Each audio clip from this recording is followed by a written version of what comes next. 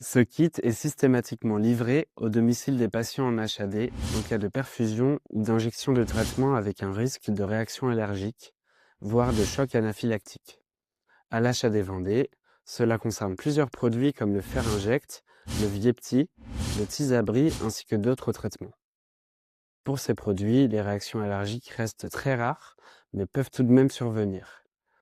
Avant de préparer la perfusion au domicile du patient, on vous demandera de vérifier l'intégrité de ce kit et la date de péremption. Il faudra contacter l'HAD directement si le kit est périmé ou déjà ouvert.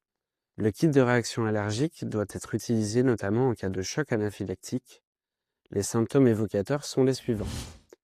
Une fréquence cardiaque augmentée à plus de 120 battements par minute. Une pression artérielle systolique inférieure à 90 mm de mercure ou diminuée de 40 mm de mercure par rapport à la tension avant la perfusion. Une polypnée avec fréquence respiratoire supérieure à 24 mouvements par minute. Une sensation d'étouffement. Une éruption cutanée étendue et un œdème du visage ou du cou.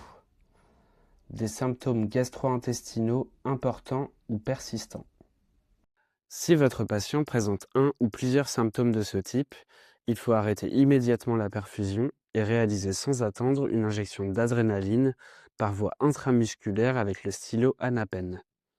Une fois l'injection réalisée, contactez le 15 en expliquant la situation et en précisant le matériel et les traitements que vous avez à votre disposition. Vous trouverez la procédure détaillée sur les kits de réaction allergique, ainsi qu'un listing détaillé du contenu du kit, matériel et traitement. Le kit dispose de 2 stylos d'adrénaline.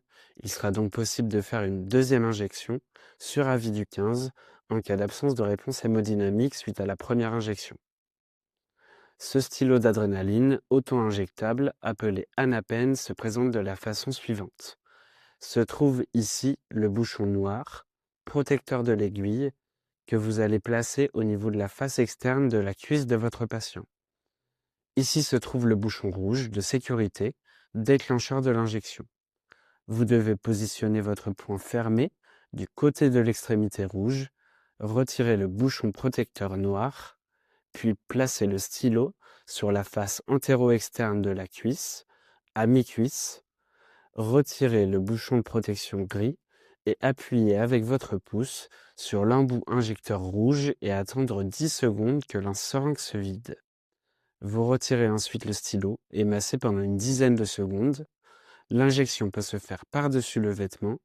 Ensuite, suivez les consignes indiquées par le 15.